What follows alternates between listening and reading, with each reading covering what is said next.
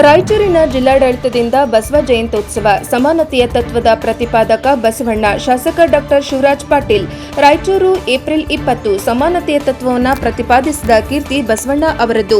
ಅವರ ಆದರ್ಶವನ್ನ ನಾವೆಲ್ಲರೂ ಪಾಲಿಸಬೇಕೆಂದು ರಾಯಚೂರು ನಗರದ ಕ್ಷೇತ್ರದ ಶಾಸಕರಾದ ಡಾ ಶಿವರಾಜ್ ಎಸ್ ಪಾಟೀಲ್ ಅವರು ಹೇಳಿದರು. ಏಪ್ರಿಲ್ 20ರ ಸೋಮವಾರದಂದು ನಗರದ ವೀರಶೈವ ಕಲ್ಯಾಣ ಮಂಟಪದಲ್ಲಿ ಜಿಲ್ಲಾಡಳಿತ, ಜಿಲ್ಲಾ ಪಂಚಾಯತ್, ರಾಯಚೂರು ಮಹಾನಗರ ಪಾಲಿಕೆ ಹಾಗೂ ಕನ್ನಡ ಮತ್ತು ಸಂಸ್ಕೃತಿ ಇಲಾಖೆಗಳ ಸಂಯುಕ್ತ ಆಶ್ರಯದಲ್ಲಿ ಹಮ್ಮಿಕೊಂಡಿದ್ದ ಬಸವ ಜಯಂತಿ ಕಾರ್ಯಕ್ರಮಕ್ಕೆ ಚಾಲನೆ ನೀಡಿ ಅವರು ಮಾತನಾಡಿದರು. ಸಮಾಜದವರು ಒಗ್ಗಟ್ಟಾಗಿ ಸಮಾಜದ ಏಳಿಗೆಗೆ ಶ್ರಮಿಸಬೇಕು. ಸಮಸ್ಯೆಗಳು ಇದ್ದಲ್ಲಿ ಯಾವುದೇ ಸರ್ಕಾರ ಇರಲಿ ಹೋರಾಟ ಮಾಡಿ ಸಮಾಜದ ಅಭಿವೃದ್ಧಿಗೆ ಶ್ರಮಿಸಬೇಕು ಎಂದರು. ಕಾಯಕವೇ ಕೈಲಾಸ ತತ್ವದಡಿ ಎಲ್ಲರೂ ಸಮಾನರು, ಯಾವುದೇ ಕೆಲಸದಲ್ಲಿ ಮೇಲು ಕೇಳಿಲ್ಲ ಎಂದು ಸಾರಿದ ಬಸವಣ್ಣ ಅವರು ಸಾಮಾಜಿಕ ಕ್ರಾಂತಿಕಾರಿಕಾರರು ಹೌದು. ದೇಶದಲ್ಲಿ ಅನುಭವ ಮಂಟಪದ ಮೂಲಕ ಸಾಮೂಹಿಕ ಶಿಕ್ಷಣಕ್ಕೆ ಚಾಲನೆ ನೀಡಿದವರಲ್ಲಿ ಬಸವಣ್ಣ ಮೊದಲಿಗರು. ವಿದ್ಯೆಯಿಂದ ವಂಚಿತರಾದವರಿಗೆ, ಮಹಿಳೆಯರಿಗೆ ಅಲ್ಲಿ ಶಿಕ್ಷಣ ಹಾಗೂ ಅಭಿಪ್ರಾಯ ವ್ಯಕ್ತಪಡಿಸಲು ಮುಕ್ತ ಅವಕಾಶ ಮಾಡಿಕೊಟ್ಟ ಸಾಮಾಜಿಕ ಬದಲಾವಣೆಗೆ ಕಾರಣರಾದವರು ಎಂದು ಶಾಸಕರು ಹೇಳಿದರು.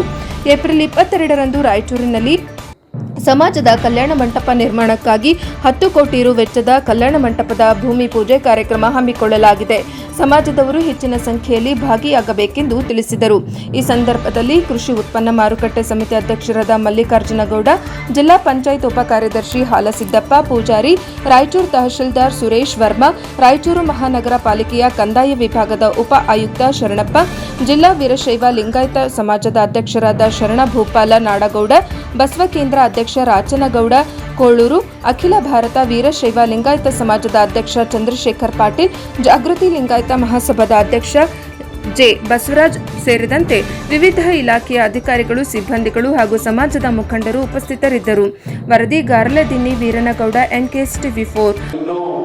ಸಮಾಜದಲ್ಲಿ ಸ್ವಲ್ಪ ಏರುಪೇರು ಕೆಳವರ್ಗ ಮೇಲ್ವರ್ಗ ಅನ್ನೋದಿದೆ, ಇದು ಬಹಳ ಆತಂಕ. ಅದ್ರ ಜೊತೆಗೆ ಇವತ್ತು ಎಲ್ಲದರಲ್ಲೂ ನಮ್ಮ ಸಮಾಜವನ್ನು ಹೊರಗಿಟ್ಟು ಮಾಡುವಂತಹದ್ದು ಒಂದು ಆತಂಕಕಾರಿ ಬೆಳವಣಿಗೆಗಳು ನಡೀತಾ ಇದೆ. ನಾವು ಸಮಯಕ್ಕೆ ನಾವು ಜಾಗೃತರಾಗದಿದ್ದಲ್ಲಿ ಬಹುಶಃ ನಮ್ಮ ಮಕ್ಕಳಿಗೆ ಆತಂಕ ಕಟ್ಟಿಟ್ಟುತ್ತೆ ಅಂತ ಸಮಾಜದ ಸಹೋದರಿಗೆ ಹೇಳಲಿಕ್ಕೆ ಬಯಸ್ತೇನೆ. ಹಾಗಾಗಿ ನೀವು ಸಮಯಕ್ಕೆ ಜಾಗೃತರಾಗಬೇಕು, ಒಗ್ಗಟ್ಟಾಗಬೇಕು, ಹೋರಾಟ ಮಾಡಬೇಕು. ಯಾವುದೇ ಪರಿಸ್ಥಿತಿಯಲ್ಲಿ ಯಾರೇ ಇರಲಿ, ಸರ್ಕಾರಗಳ ವಿರುದ್ಧ ಆಗಿರ್ಬೋದು, ನಮ್ಮ ಸರ್ಕಾರ, ಇನ್ನೊಬ್ಬರ ಸರ್ಕಾರ, ವ್ಯಕ್ತಿಯ ವಿರುದ್ಧ ಆಗಿರ್ಬೋದು, ಯಾವುದೇ ಹೋರಾಟಗಳು ತಣ್ಣಗಾದರೆ ಅದು ನಮ್ಮ ಸಮಾಜಕ್ಕೆ ಅಪಾಯ ಅಂತ ಹೇಳಿ ಬಯಸ್ತೇನೆ. ಆ ನಿಟ್ಟಿನಲ್ಲಿ ನೀವೆಲ್ಲರೂ ಅದನ್ನ ಗಮನಿಸಬೇಕಂತ ಹೇಳಿ ನಾನು ವಿನಂತಿ ಮಾಡ್ತೇನೆ. ಅದ್ರ ಜೊತೆಗೆ ನಮ್ಮ ಅಲ್ಲರೇ ಸಾಹೇಬರು ಬಹಳ ಚೆನ್ನಾಗಿ ಹೇಳಿದ್ರು, ಕಾವ್ಯಾನಂದ, ಬ್ರಹ್ಮಾನಂದ, ಕಾಂತಾನಂದ, ಈಗ ಯಾವ ಆನಂದ ಉಳಿದಿಲ್ಲ ಸಾಹೇಬ್ರೆ, ಒಳ್ಳೆ ಮೊಬೈಲ್ ಆನಂದ ಒಂದೇ ಉಳಿದಿದೆ ಸಮಾಜದಲ್ಲಿ. ಇದು ಬಹಳ ಆತಂಕ. ಇದು ಏನಾಗಿದೆ, ನಾವು ಎದುರುಗಡೆ ನಮ್ಮ ಹೆಂಡತಿ ಮಗ ನೋಡುದು, ಮಕ್ಕಳು ನೋಡುದು ಇಲ್ಲ ಗೊತ್ತಿಲ್ಲ, ಫಸ್ಟ್ ತಗೊಳ್ಳೋದು ಮೊಬೈಲ್, ಅದು ತಗೊಂಡು ನೋಡುವಂತ ಪರಿಸ್ಥಿತಿ ನಿರ್ಮಾಣ ಆಗಿದೆ.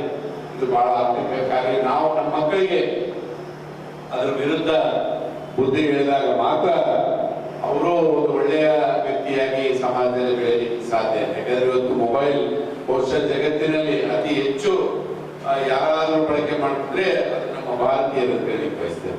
ಇದು ಬಹಳ ಆತಂಕ.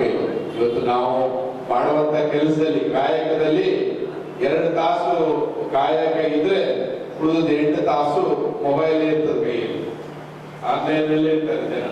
ಇದು ಬಹಳ ಇಲ್ಲದ, ನಾನು ಬಹಳ ಆಶ್ಚರ್ಯ ಅಂದ್ರೆ ಮೊನ್ನೆ ನಾವೆಲ್ಲೋ